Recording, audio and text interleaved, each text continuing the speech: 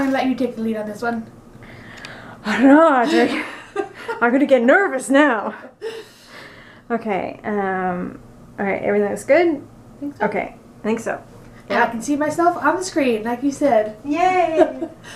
Very However, the heat cut in, so I'm sorry about that. The heater is literally right here, and it's really going to make nice. this blow. Oh. It just feels just like kind of like waves in the water, you know, like just like the shape of water.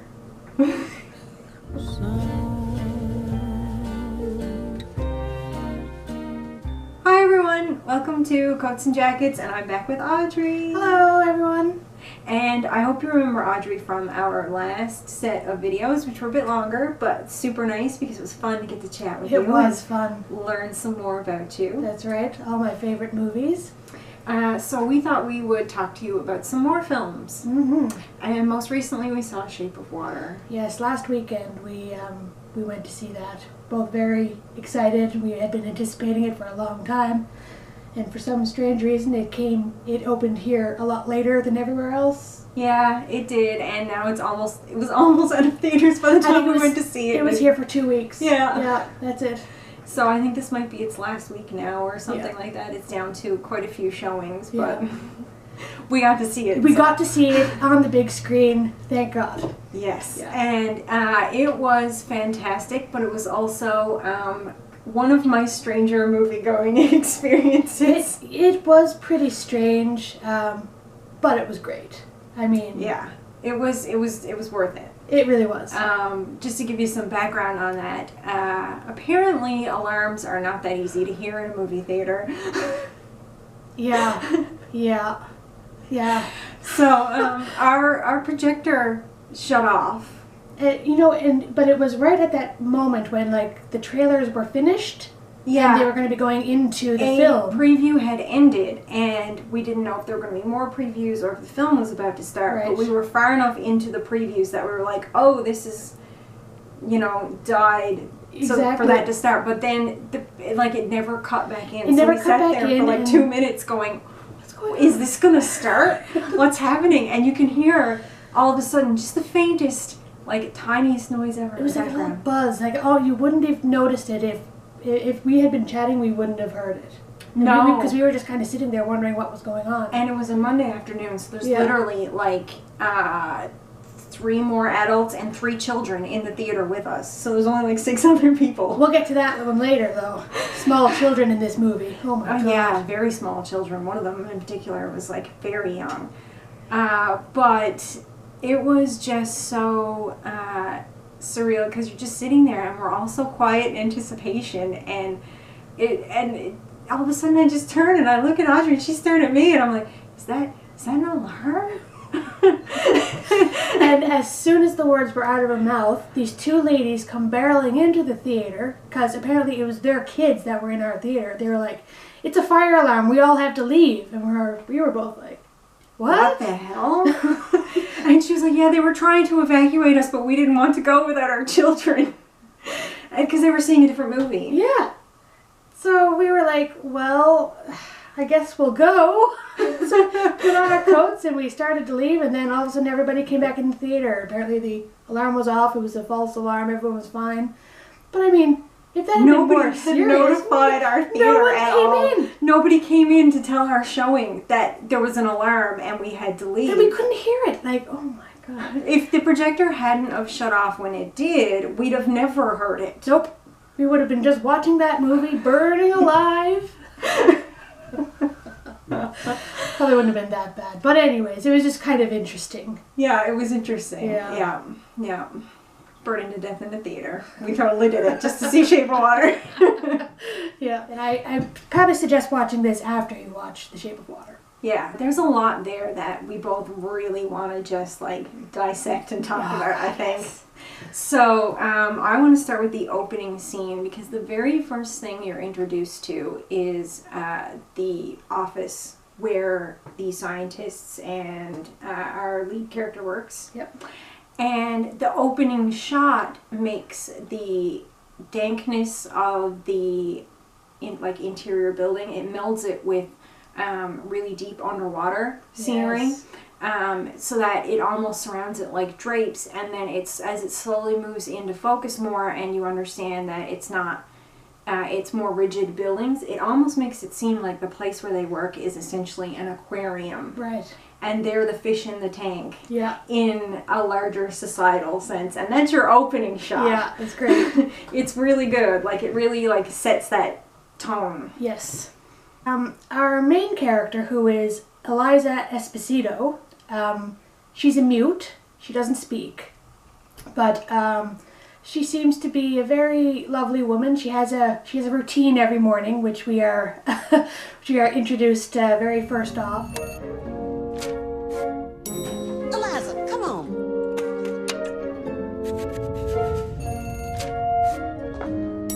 Eliza, hurry.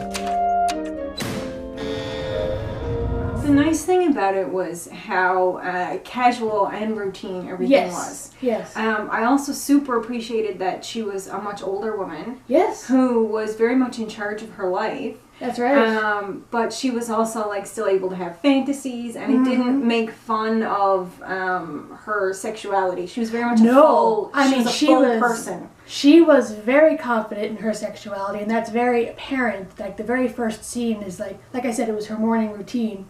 She gets up, she starts getting her lunch ready. She gets her lunch ready. She goes into the bathtub and vigorously masturbates. Yeah, every morning, every single morning. That's what she does every morning. And of course, this kind of goes back to us having 3 small children sitting in front of us at the theater. When that happened, I was just they thought that was very funny. They thought that was hilarious. And whereas I was feeling a little uncomfortable watching that with small children in front of me, but they thought it was a gas. So that's good. Anyhow, she. I mean, we weren't going to have that topic, so it was fine. No. Exactly. Even with that morning routine, everything sort of linked back to water in a way. Yes. There was the boiling of the kettle, the boiling of the eggs, and it would linger on the different moments of her routine that involved water. Yeah. Up until she had to leave her apartment, and then it stopped being about water. Exactly. Her occupation, I guess, was she was a cleaning lady. Yeah. At the specific what would you call it? Like a lab? Research facility. Research facility. So yeah, she had her routine there as well. You know, cleaning up after the bathroom, the labs, all that kind of stuff, and other little strange jobs that she'd need to clean up, i.e. blood or whatever. But we'll get to that later. So yeah, she has a really interesting coworker by the name of Zelda, who does all the talking for both of them, basically. She talks a lot, but I mean, that kind of really adds to her character. She talks in that way that she's like everybody's best friend. Exactly. She's very, very likable right from the get-go. Even though, what was nice about their relationship is even though she talked a lot, she listened as much as she talked. Absolutely. Which was fantastic because she wasn't an overbearing sort of talks a lot at you. It was like she was actually talking with her. Right. And I mean, she like ran on and rambled a bit, but it was kind of charming to see the juxtaposition because they both really listened to each other a lot. So she paid attention to her sign language, Eliza's sign language. Yes. And Zelda was very, over the top with her expressions and her and her speech, and so they really complemented each other really well. They really did, I gotta say. I really like that whole friendship. When she first leaves her apartment every day, she goes to visit her neighbor. Yes, that's right. Obviously, their friendship has been going for a very, very long time. I'm not sure if they had probably met when they both moved into the same apartment or whatnot, but they live directly next to each other. In the morning after her routine, she'd go over and see him, and they'd have their conversations, and he was always painting something or watching old musicals. Yes, watching old musicals. That was something I really, really, really liked about this movie, was all the old footage and all the music and the dancing and everything. It's stuff that you don't see anymore these days, and there's not a whole lot of appreciation like nowadays for things like that. But I mean, like, as soon as the music started, I mean, like, it just made my heart happy.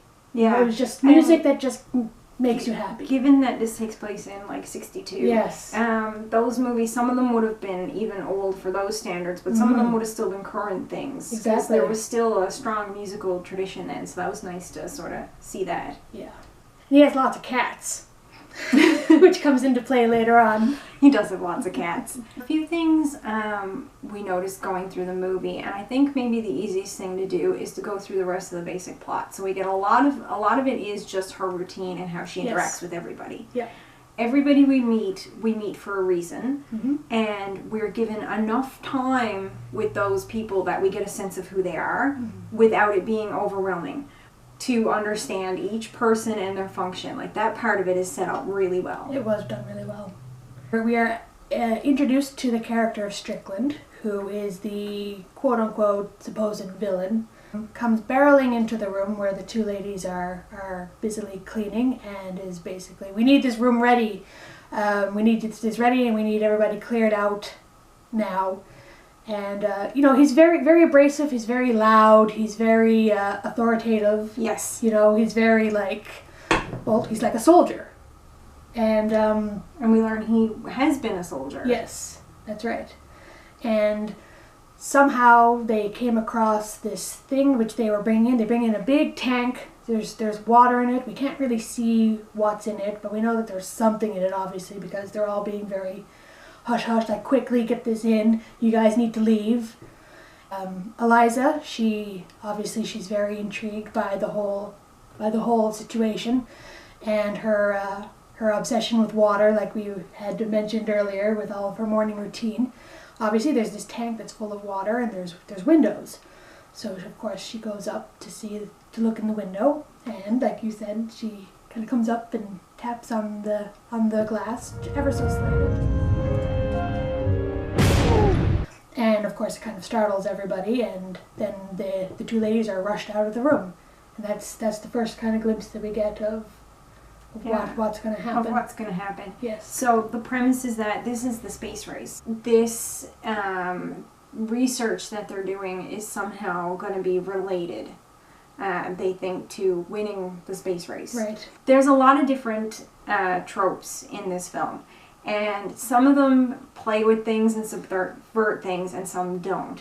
And this is one that doesn't really, and I think it was done that way on purpose because it was meant to echo films of that era that would have been made in that time period, where everything is very much U.S. versus Russia or U.S. versus Germany.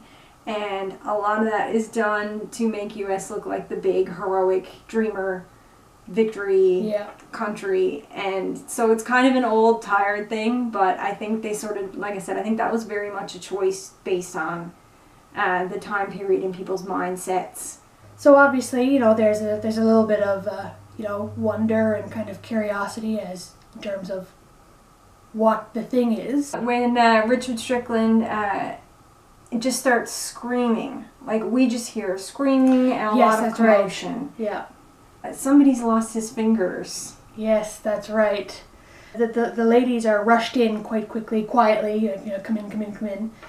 We need this cleaned up, and of course there is just blood all over the place, and the tank is no longer there, but there is a new, but like there's like almost like a little pool, you know, yes. and the waves are kind of splashing. Is this right? Is this right? And then, like, we don't see the creature, or we don't see the creature at all. We don't see the creature at all. So we still haven't seen it, but we know that there's something in there, obviously, and that there is a possibility of it being fairly dangerous, ferocious. Obviously, it bit off Strickland's 2 fingers. But didn't keep them, spit them out. Spit them out, yes. So it was obviously not, like, out of hunger. It was out of either self-defense or what have you. So we don't know what exactly Strickland was doing to this thing to provoke it to attack like that, but we know it can't be good. Yeah, and like he has a cut in his side as well from the creature. But even though, I mean, that accounts for a lot of blood, there is a lot of blood for that kind of injuries. Yes. So I think what we're being led to believe is that the creature also got bloodied in the incident. Yes, that's right. And I think Eliza comes to that conclusion rather quickly, seeing the blood. Yes. And she kind of lingers around a bit while Zelda goes to get someone to try to save the fingers. Right, that's right. She puts the fingers in her lunch bag, Yeah. rolls it up and hands it off. It was really quite a... I mean, it was funny, but it was also like kind of shocking at the same time, you know, like picking up these severed fingers. Yeah, and they couldn't think of what to do with it, so Eliza emptied her lunch bag and put it in. And of course, she's looking around the lab and she's poking around, and she might get a slight glance of the creature in the distance because I think she taps on the glass again. Yeah. And he sort of comes forward, but not all the way because he's not trusting people right now. Yeah. And she feels very bad for this thing that's being locked up. Yes. There's a lot of like referencing back and forth in this movie. And one of the big ones is this idea of the American dream. So like we said, the space race. And why I think that was sort of done on purpose to sort of emphasize that whole thing about the American dream is not really the American dream. Because we've got a lot to do with the nuclear family. So Giles is making an ad. Yes, that's right. For a new mold pudding. That's right. The gelatin. Yes. Yeah. A gelatin salad pudding thing. Yeah. And... My favorite.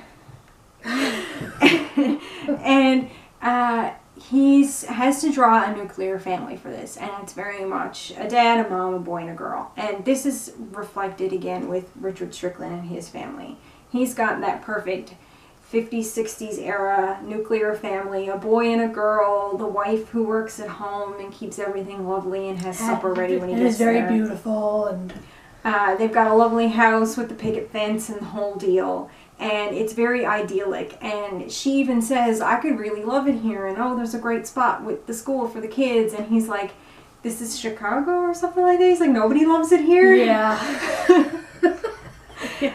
But they are in a very nice neighborhood. They are. And it is a very like scenic spot they're in. And you can see they're struggling to have this very much what is presented to be the normal American dream type home. That's right. But he's very deeply unhappy with it. Very deeply unhappy, and you can tell just the interactions with his kids, like he's not that interested. He's kind of annoyed, maybe, and even in a later scene when he's being intimate or with his wife. I mean, it's very disconnected. It's very rough, and just trying to basically just get it over and done with. Even though, like, she's trying her best to, like, be a loving wife, but he just has no interest in it. He just wants to get the job done and then move on again. Yeah, and he even makes a comment about, like, he doesn't want to hear her talk anymore. Exactly. Which was, you know, it's hard to hear. You know, you don't ever want somebody to say that to you, right? No. That's, I mean, no matter how somebody's feeling, you don't want to feel like somebody's annoyed with you. But he felt like he was just annoyed with his family the entire time. Oh, yeah. And it almost like if they had just disappeared, like he wouldn't have cared. He would have been more happy. Giles at one point makes a comment, and I think this was to Eliza, not exact words, but something to the effect with the nuclear family that he's drawing, that they're happy. They're so happy, they're almost too happy they're going to die of it, kind of thing. Right. And later when his boss says he could be happier, like the dad could definitely be happier, I lost it. It was a great line. He's like, happier. He looks like he just discovered the missionary position for the first time. Amazing. I think out of everyone in the theater, the two of us cracked up. The kids obviously didn't understand, but I mean, it was the funniest thing I'd ever heard. Man, that was priceless. But he was so serious about it. Oh, He was yeah. just like, yeah. Yeah, he's like, how do I make this man look happier than he already is? Look at his face. Look at what he's surrounded by. Yeah. And it's all because of this pudding at the center, this Jell-O pudding. And it's so funny because then later we're at a family scene. It's dinner. They're having dinner around the TV. I think it's like dessert time now or something. And he's sitting with his family, and I'll be damned if that Jell-O he wasn't preparing a painted ad for wasn't on their table. That's right. When Eliza finally meets the creature face to face, she sneaks into the lab, you know. I think it's on her lunch break. I'm not sure if it's on her lunch break or if she just happened to have her lunch bag with her. But, you know, she's obviously very curious, and she finally interacts with the creature. She goes over and she sits down on the ledge of the pool. Now, I'm not sure if she had... I think there was no real... Like, you couldn't really see the creature, but I think she wanted to lure lure whatever it is out. So she had a boiled egg, like we were talking about earlier today, and I think she peels it, just gently peels it, and then lays it on the side of the tank, and the creature emerges because he's kind of curious, and he takes the egg, and and he's not sure at first Yeah. of her, and he's kind of frightened, and he sort of roars at her a little bit to intimidate her. Yeah. So she just slowly backs up and moves away from the tank, but she Right. doesn't act frightened. She's just being cautious, Yeah. we'll say. And he doesn't understand what to do with the egg at first. He doesn't know what she's trying to do.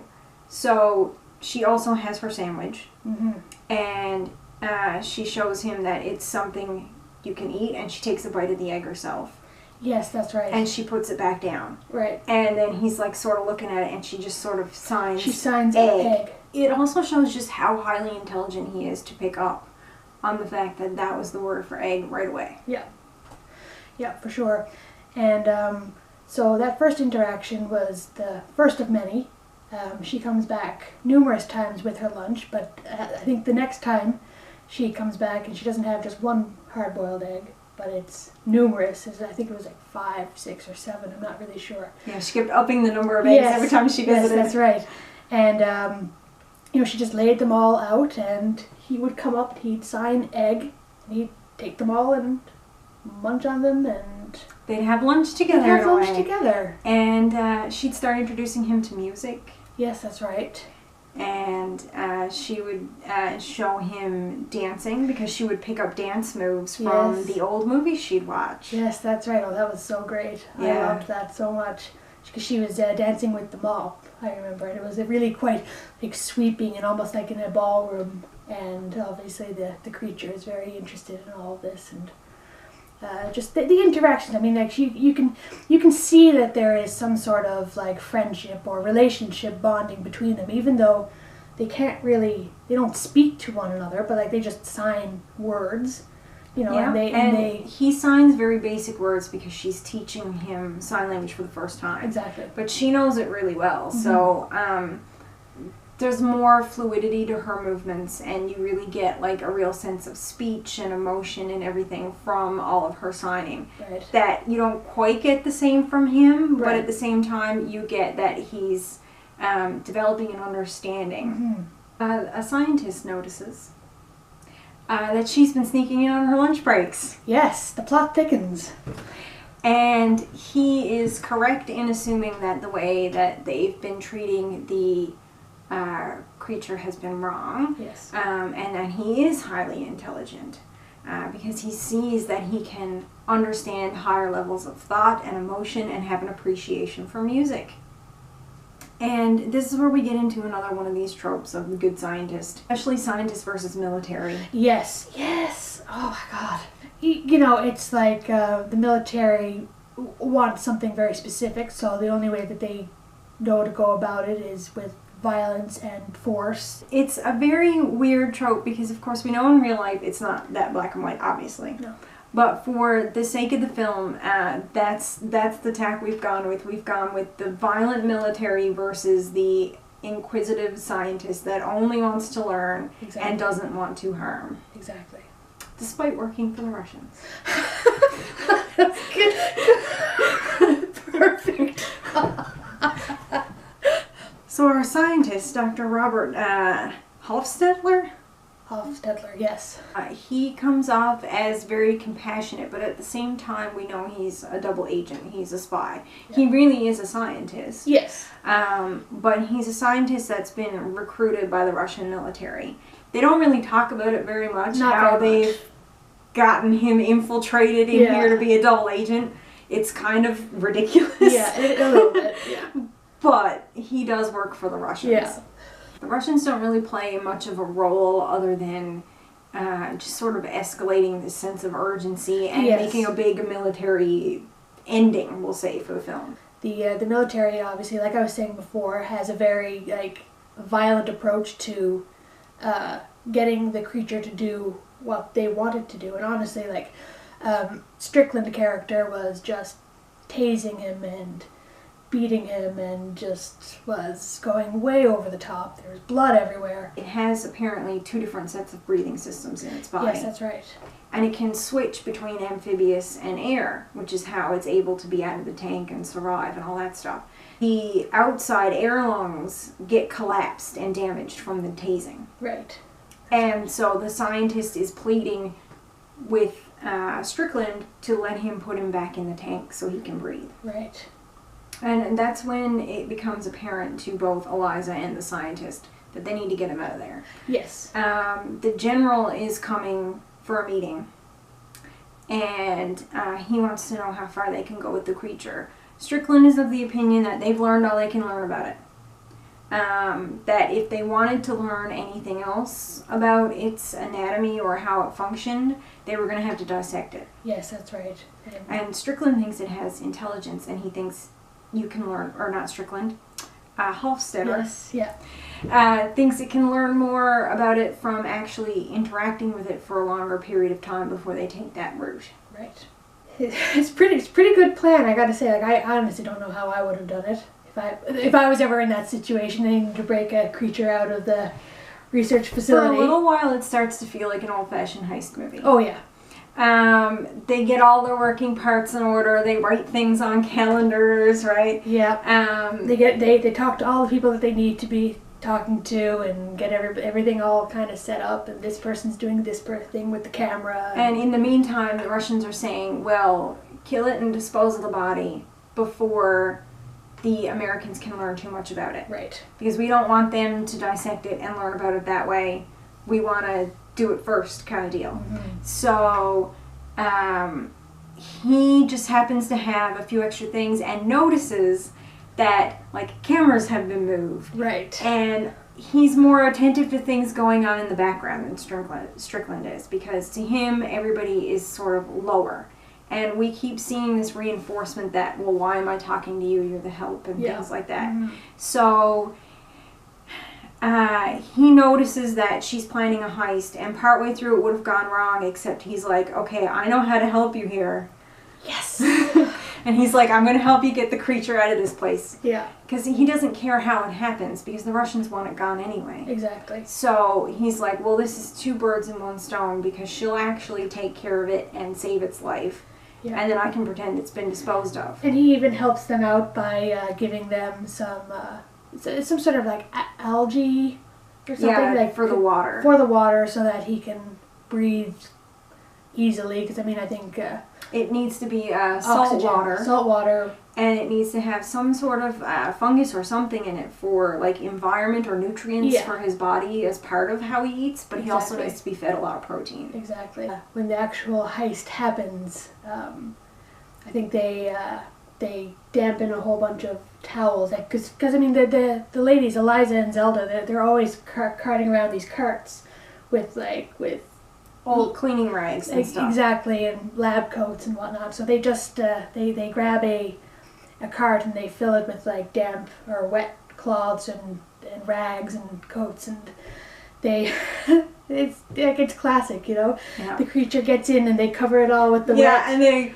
push him out into into a laundry van, and that's how they make the heist. Oh, and it's such a classic old school heist movie. It really is, yeah. You know, smuggle out the prisoner in the laundry vans, right? Yeah, all the cameras are like kind of just move just like at a slight angle, so that, you know, and you they can't had quite an artist see. to paint the van to match the laundry companies, that's right. and the fake ID, which smudged at the end and almost gave everything away, except for the scientist, like, knocks the guy over out, and then he's like, come on. Yeah, it was great.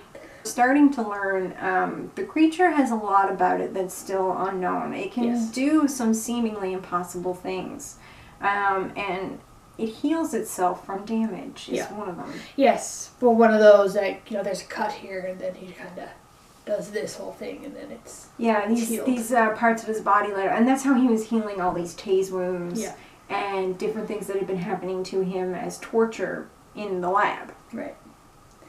Right. So then, obviously, Strickland discovers that his creature is gone and is not entirely sure how this happened. And, of course, he's standing there and he's looking around and just baffled, you know.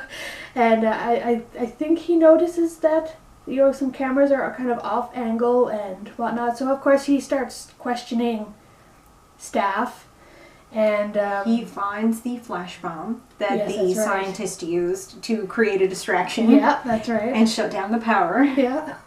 Got an idea of who did it, but he has no real proof. So he questions a lot of the staff, and he brings Eliza and Zelda into his office and starts questioning them about if they know anything about it. I'm not exactly sure what he asked them.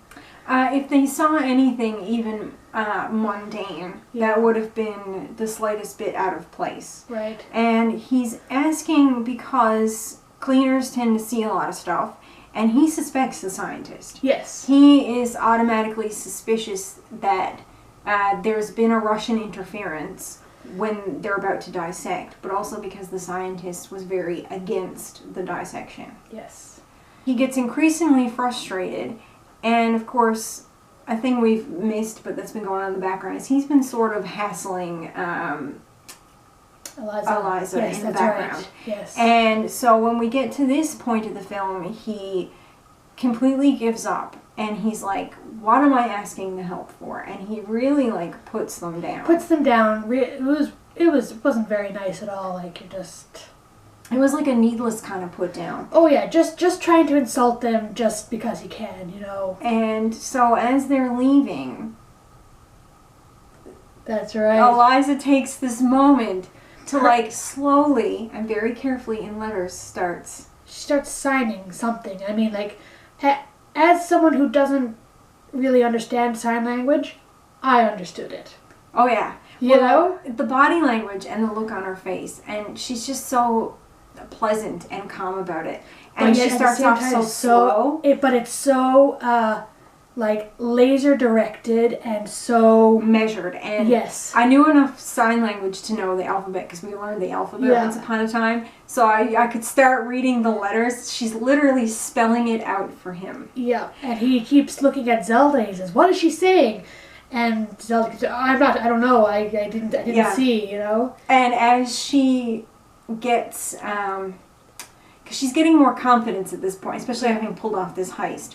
And of course, she just gets so intense. So, like, it started off really slow, and then the more he gets frustrated, the faster she starts signing it at him. That's right. It the was more the look on her fantastic. face gets a little bit more intense. I mean, she's smiling, but it's more But like it's like a, this angry, intense, like, kind of, you son Yeah. of a smile. Exactly. What'd you say to me? What did she say? What did she say? She is saying thank you.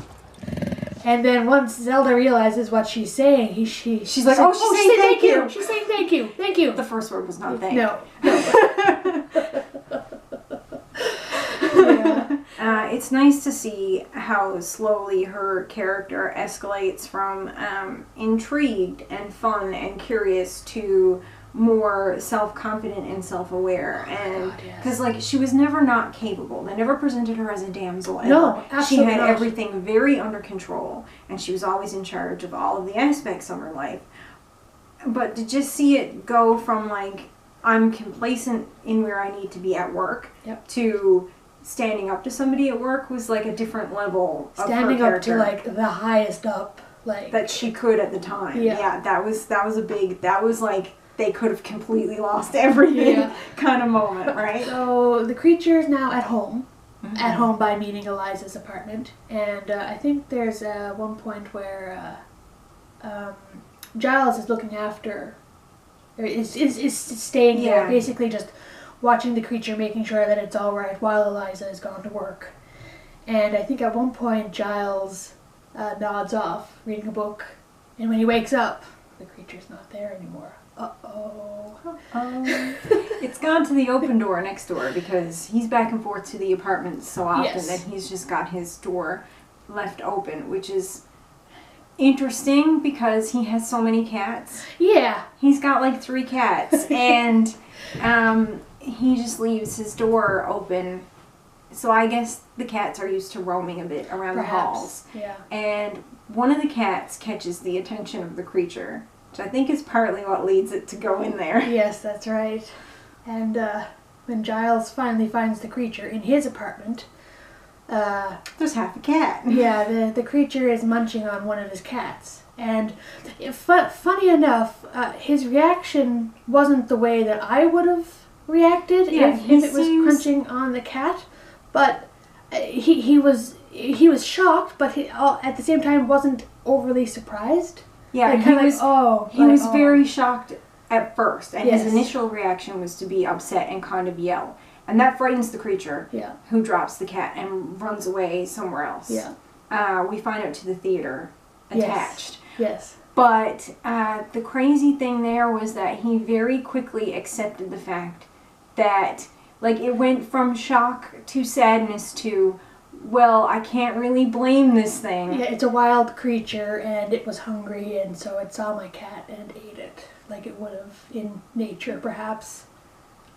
And like he very quickly was very forgiving in a way that, like, at the same time, I understand where he was coming from, but I don't think I would have been that calm about it that fast. No. I probably would have been like kneeling on the floor, why, with the cat, just why. And he does sort of stay a little bit in shock slump there for a while, holding his arm, because of course when he yells and the creature gets frightened, the creature kind of scratches on his way out. Yeah. But when he comes back and the creature, Eliza finds him in the theater. Yes. And he's, brought back upstairs and he's welcomed back with them. It's at that point he learns that, these weren't just animals that were around. Right. These were this guy's pets. These were family. These were loved ones. So you see Eliza treating Giles' wounds. Yeah. And, of course, the creature now learning what he's done wrong, but also learning that he's been, accepted as one of them, is playing nicely with the other two cats. Very nicely. He's actually, half petting them with a finger, and he's, moving things around on the floor to get them interested and, to attack a little bit. And it's this really cute little scene where he's just crouched down on their level playing with them. And as he's doing it, at one point, Giles just goes, you know what, don't play with the cats. And he immediately stops and gets all apologetic and, comes over to Giles and, heals his wound that he gave him. Yes, that's right. Yes, he has some sort of magical healing slime or something, but he can heal wounds. Yeah, there's some sort of chemical reaction in his body. It lights up. There are these, almost like fluorescent is it phosphorescence it's Yes, called when it's undersea, and it naturally lights up. Have you ever seen that? No. Oh, I've seen YouTube footage of that. I experienced that firsthand in BC, but that's another story. Oh, that's amazing. But yeah, his body does that chemical reaction when it's going to heal, and then he sort of puts whatever substance his body is naturally coated in and holds a spot, and while it's doing its reaction thing with the phosphorescence, it heals it. Yeah. And also, as an extra apology because he ate his cat, he gives him back a little bit of his hair. That's right. Not a lot of his hair, not all of his hair, but a little bit of his hair. Of it, yeah. Strickland is super desperate to find this thing and to get it from the Russians, and this is the part about his character that's less mean, I think. Yeah. Because so far we've been presented as he's nothing but rotten, and I mean, you still feel that way about him. But there's a certain amount of sympathy as you see it's not just a yes and no soldier thing for him. This was actually his dream. This was something that he had been really trying for. He's very conflicted about what's been going on, but we hadn't seen into any of that previous to this. And it lasts for a very short moment in time, and then he's very much, okay, I gotta get this job done, and then he goes about doing it by any means necessary. Basically, it's like, if you want the job done right, do it yourself. So he takes it upon himself. He's gonna figure this out. Yeah, the general says to him, it's fine that you fucked up, but really it'd been better if you never fucked up in the first place, so fix it. Exactly. So, the entire idea of them taking the creature was to initially release him back into the ocean, to where he needs to be to survive. And so they had it all marked on the calendar, which day they were going to bring him down to the docks, because they were gonna They need the flood. They gates needed to to flood open. the. Yeah, there's been a lot of rains, and they have a dam there. Yeah. And they open the floodgates a certain time of year to let out the water so that the city doesn't flood. Right. And so they have it all worked out, and they have it on the calendar, when that's going to happen. So it comes down to that point where it's getting close to that date. But before that, there was there's another little tidbit that we should probably get into, which is kind of the whole idea of this romance between Yes. Eliza and the amphibian man, because there is definitely a romance. Like It very quickly becomes a love story. it does. They fall in love with each other. They fall in love with each other. I mean, and it's not just emotional; it's also physical. Mm-hmm. We learn. Actually, there was a really great scene where I can't remember if they first get physical in the lab or if they get physical in her bathroom. In her bathroom. In her bathroom, but she came to work the next day after they were physical, and Zelda was like, what's You got a spring in your step. there's a glow in your face or what have you. There's something going on, and of course, all she does is look at her and smile, and Zelda's like, you didn't. How? And so, of course, she in her movements, she kind of shows how it happened, and Zelda's just like, oh, all right. Yeah, it's like, I don't really understand Yeah. it, but okay, that's cool as long as you're happy kind of Exactly. thing. Everybody in this movie really wants the main character's happiness. Yes, absolutely. Because she even has to fight with Giles a bit at first to get her to help him. Yeah. Or get him to help her. Yeah, he was really stubborn. Like there were points in it where, like, if I had been standing there, like, I would have just taken him by the shoulders and just shook him. Like, what is wrong with you? Why are you being so stubborn? And I think he had more of an illusion of fitting into the world than she did. Yes. And so he was still holding on to this idea that if he towed the line, everything would be fine. Right. And she was past that point, and she was like, I need to do this, and I need to save him because we're having a relationship. Right. And, I mean, it doesn't get physical until after he's at her house, Right. obviously. But, like, a romance has already started while Yes. they're at the lab. Mm-hmm. Eventually, he learns, with loss of his job and his favorite eating establishment, that he doesn't fit into this toe the line thing any better than anybody else. And he figures, well, if he's going to be arrested, it might as well be for a noble cause, which is to free this creature from torture. Right.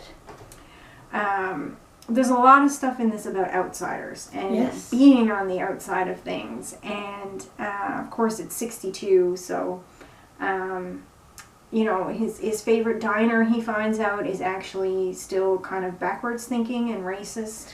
Yes. And well, there's this whole other little, like, tiny storyline where the character Giles is obviously attracted to the man who owns. Or, well, who Who works works. at the pie place. Yeah. And, I mean, it is a stereotype again, but, like, I get it. Like, the gay artist stereotype, right? Absolutely. But they do it in a really nice, soft way with him. They do. And they give you little hints, and they don't make him, like, a stereotypical Gay man. gay person. Like, it's very, yeah. It's very much just part of his character, part of who he is. It's there, and it's present, but it's not, like, done in a ham-fisted way. Exactly. And the interactions he's having with the guy at the pie place are actually kind of sweet until he gets all like, don't do this here. Well, yeah, I guess he just takes it one step further and I think he just, like, they just make a little, their hands touch, I think. Or Yeah, he touches his he hand. casually touches And his then hand. that was the end of that. Yeah, and then right after that is when he sees the man behave racistly Oh, as well. like and then he decides, you know what, this is not a system I want a part of. no. And then he leaves and And he decides to help Eliza free that's the right. creature. Yeah. Yeah. I mean, like, it was a small moment in the movie, but I mean, it was big, Yeah, big character development. Yeah. So, as we were mentioning earlier, Strickland starts taking everything into his own hands.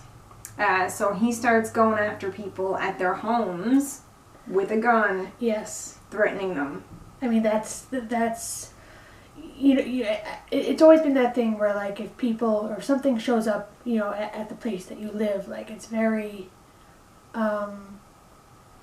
it's, what's the word I'm looking for? Like, when somebody, like, kind of like it's, like, your home is your comfort zone. Yes, right? it's your own personal space. Exactly. And all of a sudden this foreign thing is... coming in and threatening you. I mean, like, that's very, I can't think of the word that I'm trying to think of. Yeah, it's, I don't want to say the word traumatizing, because it's not the word we're looking for, and not shocking, but... No, but, like, it's uncomfortable, and it's kind of like when salespeople come to the door when I'm home. I can't stand that. It's like, you're not expecting somebody to come This is my home, over. this is my sanctuary, why are you bothering me right now? Yeah, this is a person I didn't expect to be at my door. So, I mean, there's a feel of real intrusion Yeah. when he shows up. Especially because, like, it's just a regular doorbell ring. Yeah, And she goes and answers it. yeah. And then he's there and he's... He's forcing his way in with a gun. Yeah, no, that's not cool. No, he had been suspecting the scientist, so that's who he'd been following. Yeah. He hadn't really been paying attention to the staff. No.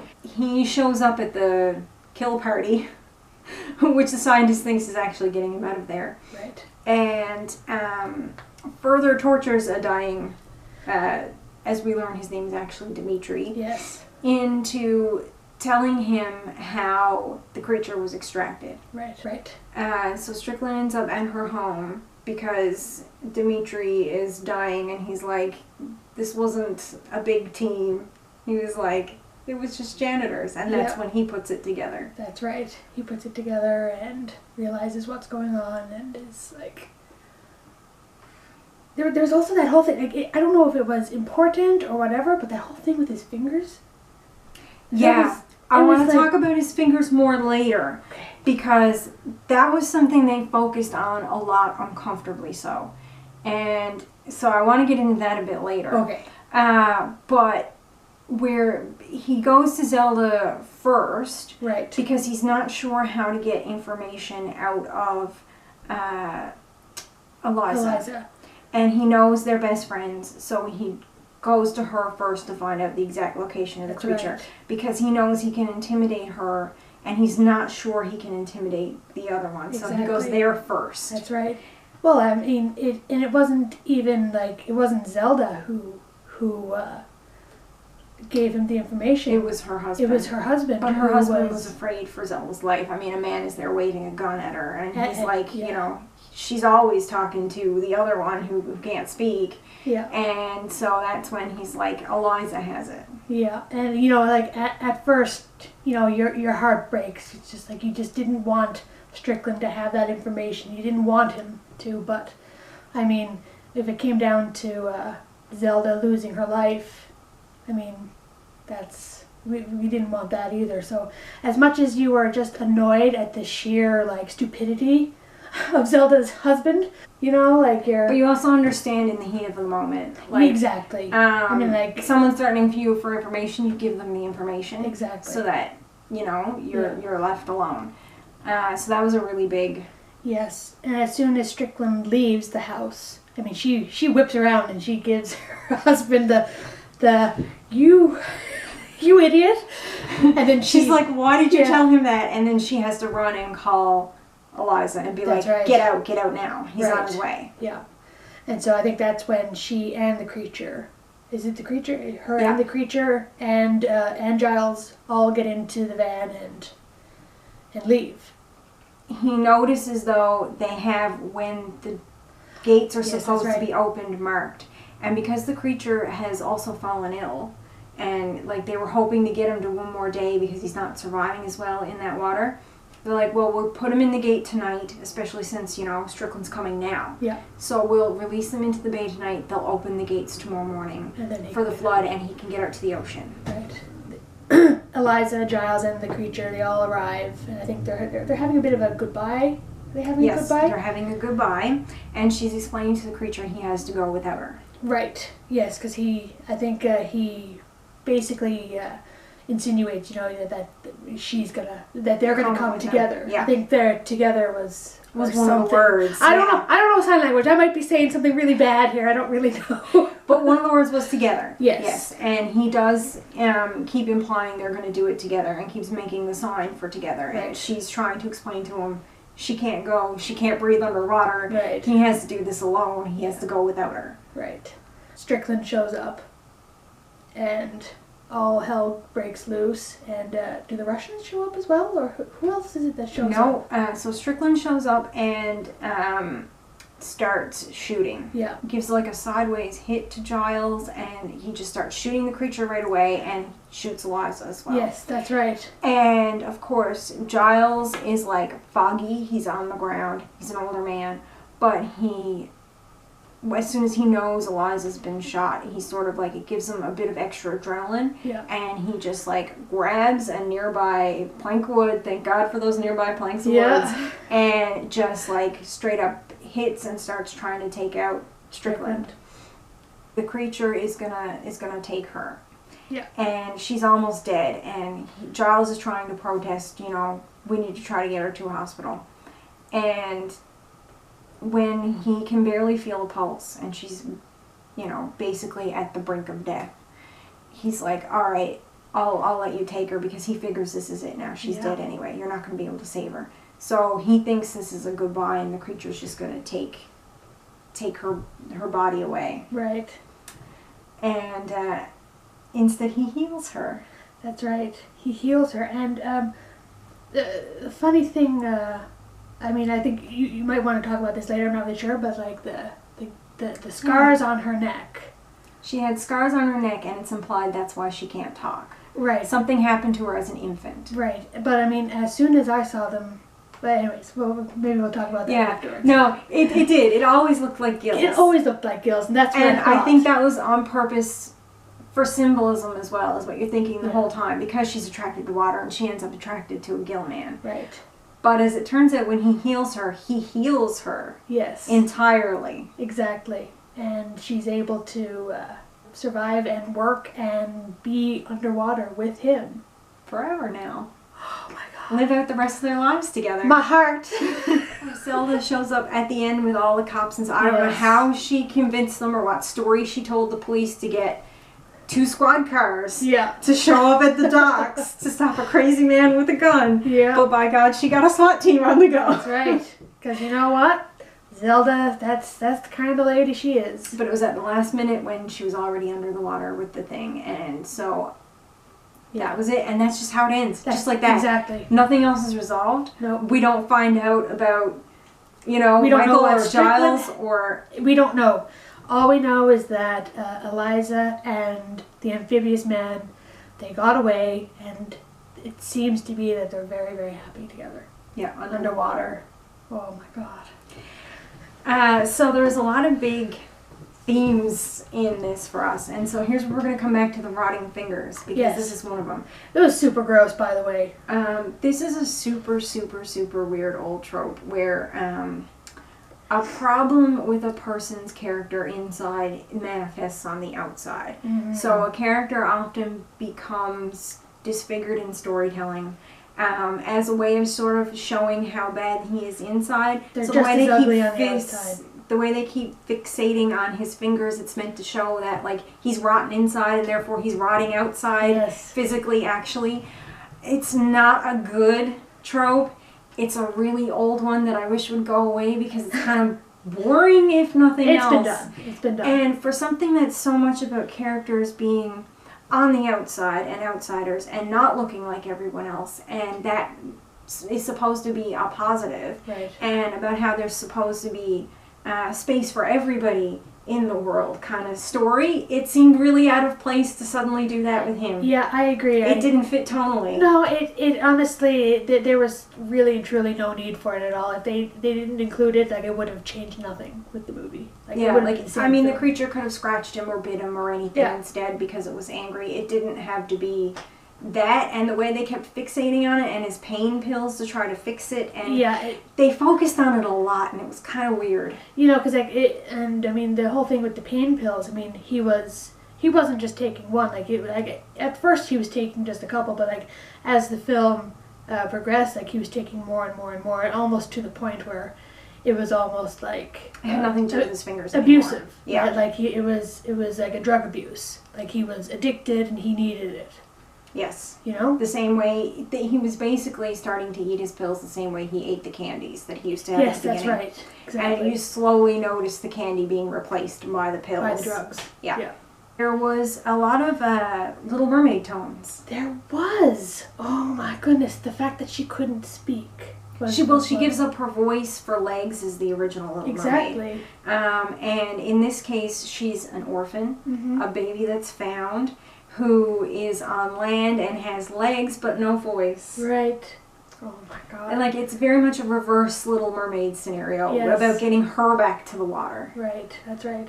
Yeah, and it also reminded me, and I said to Audrey right away in theaters when we were watching it, a little bit of Splash. That's right. Now, I haven't seen Splash in a long time, and I couldn't quite remember it, so that's another one that I need to watch to kind of come up on it. But yes, you had a lot to say about that, that's for sure. Yeah, it did remind me a lot of Splash, just because she comes to land. At first she can't talk, but she learns really quick. And they start up a relationship almost out of nowhere. He's instantly drawn to her. He's drawn to the water. He's had an accident in the water, and she saved him. Right. And, I mean, there's Little Mermaid elements of that as well. But especially, like, they're captured and in a lab at the end of it, and they eventually let him free when they realize he's a human, but they keep her for study. Right. And he doesn't know what they're going to do to her. So he has to break her out. And he eventually gets a scientist that's been working against him this whole time, convinces him, again, compassionate scientist angle, convinces him to help him because he learns about the mermaid, having it there finally, and goes, you know what, this is not what I thought I had wanted, and this is a real living thing. And so then he gets this guy and his brother, and they dresses them up as scientists, and they wrap her in an old lab coat and like old sacks and things that are around and smuggle her out of the building. And at the end, all the police are there and the military because they're trying to recapture her, and there's a helicopter going around, and because he's just dropped her into the water at the docks. And at the end of it, because there's like all this police still coming, and he knows he's going to be arrested, he's not going to get away, he jumps into the water after her, and she breathes underwater life into him with this magic thing, and they just swim around looking at coral reefs all happy. And they never conclude anything with the military. You can still hear little bits of the copter overhead, and they're just looking around, being all happy undersea. And for all we know, they live out their lives undersea together. And very much that particular ending of at the docks with the cops, and they go in the water at the last minute, and then it just like ends there, and you never see the resolution of the people on land. It was very much that same. It's almost like it's just like you don't care whatever happens, as long as they were happy and they got what they wanted. Who cares about everybody else? Yeah, that was the goal. But it had that same. It was funny that such a weird, not as well developed, but like campy comedy movie had that same ending and that same feeling to it. And it mirrored it so well. I don't know. It made me think of it. You know, it's funny, going back to the whole gills thing, I mean, from the get-go, I thought maybe she was a mermaid. I think that we were just talking about that, but I mean, that's all I was expecting was when she finally landed in the water, I thought maybe she would like sprout a tail or something, but she never did, so I was a little disappointed about that, but that's alright. Just a little tidbit. Everything about like being an orphan and being left near a river, and the way he was found, you know, in South America in a river, it made you wonder if she wasn't like some kind of halfling. Yeah, well, that's what I was kind of wondering. The last name Esposito. Yes, that's right. They do mention in the film that it means orphan. Right. And so we thought we'd look it up and look into it more. And it not only means orphan, but it was used to be specifically used in tales for changelings and halflings and stuff like that. Yeah. And also very specifically meant placed outside or exposed. That's right. Which is very fitting for... Yeah, everyone was sort of placed outside a certain way this societal system worked. Or even out of their comfort zone or what have you. And everything slowly got exposed through interaction with her. That's right.